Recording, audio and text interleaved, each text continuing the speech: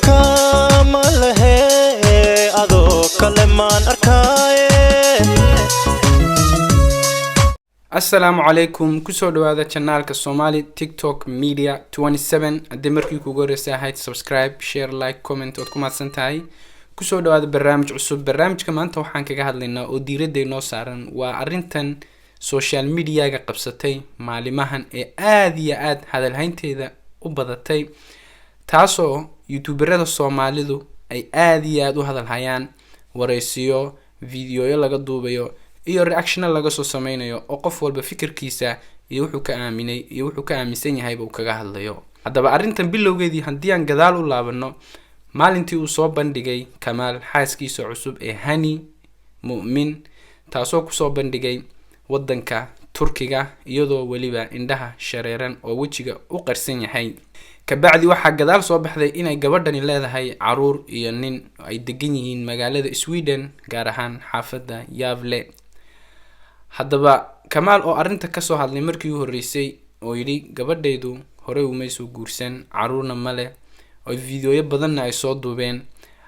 oo markii dambe ilaa youtuber aad iyo aad ay isku dhowyiin Hani ay arintan ka hadlaan ay raadin Hani anaga garanayna aqoon waan u leenahay halkaan way degantahay laakiin dhag cid u dhigtay wala waay arintu waxay socoto markii dambe video kale oo soo baxay oo cadeymo oo waliba Hani ninkii qabeeya uu ka soo hadlay soo bandhigay caruurteedina soo bandhigay markuu soo bandhigay kadibna videodii hore saan u soo daawanay ama sidan youtuberada kale ba uga aragnay in ay Hani diiday ay tiri anigu wax u wada malihi waxaasna malihi ugu dambeyn shalato video uu soo duubay Kamaal xaqiiqda runta ayuu sheegay balse laakiin iyadu wali xaqiiqda dhabta ah oo dhameystiran mayna soo gudbin inkastoo shalay iyo maanta ba laga duubay video oo la soo dhigay baraha bulshada ee YouTube taasoo ay sheegtay markii dambe inay 3 caruur quraata leedahay balse ayna lahayn nin oo marka Cabdisalaam ay mar hore kala tageen muddo laga joogo hadda 4 sano ay kaligeed degan tahay hadaba daawada arintan markii aan saa u fiirino ama markii aad saa wada eegtiin arintan meeni leegtahay inay tahay arin dhamaanaysa oo halka ku xidhmaysa maadaama iyaduna ay soo hadashay ay tiri 3 caruur ayaan leeyahay wax ka badan malihi oo cadeymo badan iyo waxyaabo badan la wada keenay arin saa ku dhamaanaysa may tahay mise maaha hadaba su'aasha meesha taala waxay tahay arintani arin dhamaanaysa uma eeko sababtoo ah hadda Hani waxay bilaabi doontaa in ay video kale ay soo duubto ay ka soo hadasho sababtoo ah sheekadani wali waa qabiyo saad wada jeedin maxaa yeelay waxa meesha ku jira waa ubad 5 ciyaal laakiin Hani waxay leedahay anigu waxaan dhalay 3 caruur ee yar yar waxaas wax ka badan anigu maanan dhalin hadaba marka waxa iman doonta inay Hani waalidkeed ay soo hadlaan ay iyaguna xaqiiqda dhabta ay ka soo hadlaan oo waliba dhowr video soo duubi doonaan sida u muuqata marka sheekadan saa loogu sii fiirsado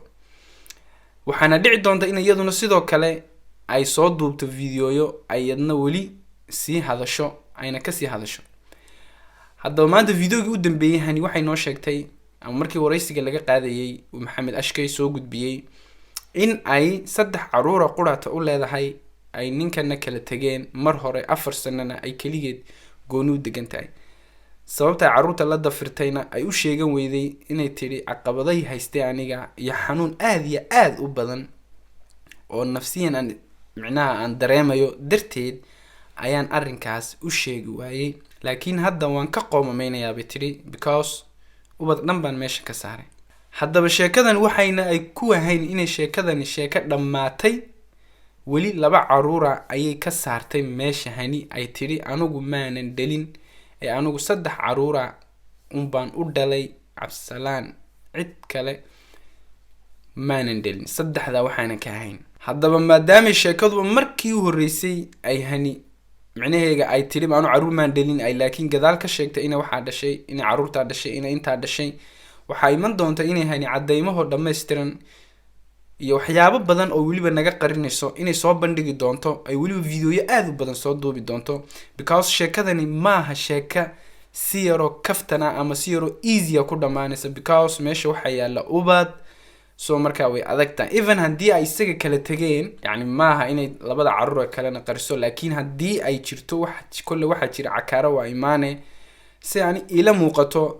hani inay 5 ciyaal bayadu dhashay ayay u eg tahay so sidii horeenba aan wararka ugu soo maqalnay ama videoyada qaar dad ay kasoo hadleen ama isaga ninkii hore qabaybo kasoo hadlay inuu noogu sheegay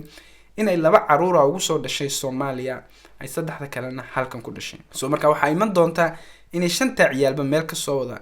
jeedaan ay hani hadhow toole qiran doonto ama ay oran doonto 5 ciyaalba ana dhalay labadan sida asaasan ku dhalay ama saaysa ama duruufta ama hawlaas kolley wax unba hadhow toole soo bixi doona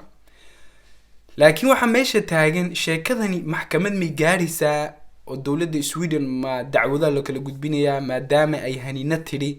yani jirdil wuu geystay dhaawacyo uu geystay waxyaabo badan oo qarinaya jira arrimo khaas oo hoose ayaa jira maadaama afkayga kaga dhawaajisay waxay sheekadan u eg tahay sheeko aad iyo aad u sii dheeraanaysa oo xadkeeda aanan la gaarin ilaa heer dawladda Sweden ay soo farageliso ay maxkamadda isla tagaan sheekadani waa sheeko aad iyo aad u culus aad iyo aad u adag way adag tahay sida ay u kala garbaxaan labadooda dhinac haddaba meesha hadda waxa taagan maadaama ay tiri ninkii hore markii hore waan kala tagnay oo haddaba muddo laga joogo 4 sano keligii ayaan deganahay oo kamaalna meesha ku jiro ay kamaalna isguursadeen oo meersaday hadda wixii ka dambeeyay kamaal ma sii wada joogayaan mise ma sii wada joogayaan ayaa meesha taagan haddaba kamaal hadda maxaa isaga la gudboon oo la haboon maxaa isagu sameyn doonaa gabadha muu furi doonaa gabadha muu sii haysan doonaa su'aalo badan baa la isweydiinayaa because gabadhu waxay tiri 4 sanaba anu ninka isma qabno waan kala tagnay 3 jeer baan maxkamadda isla kornay wax aniga iyo isagana dhex yaala maanta maba jiro aanan ka ahayn caruurta yar bes soo markaa kamaalow arrinkan maadaama adiguna ku dhex jirtid oo qofkii sheekadaba bilowgiiba soo furfuray ee videoyada soo duubay adigu ahayd hadda kamaal muxuu sameyn doonaa ayay idinkan ila tahay daawdaya gabadha mi kala tagayaan gabadha muu sii dhaqan maadaama tiri ninka hore waan isfurnay mise wuxuu sugi intay cadeyma ka keenayso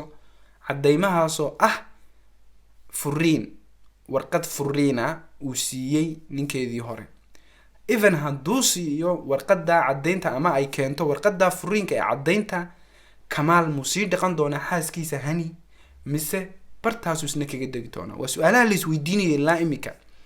su'aalaha dadka ku soo laalaabanaya su'aalaha laga gam ilaayahay ee laga seexan laaya waxay tahay kamaal gabadhan muu sii haysan doonaa sida muu ku dhaqan doonaa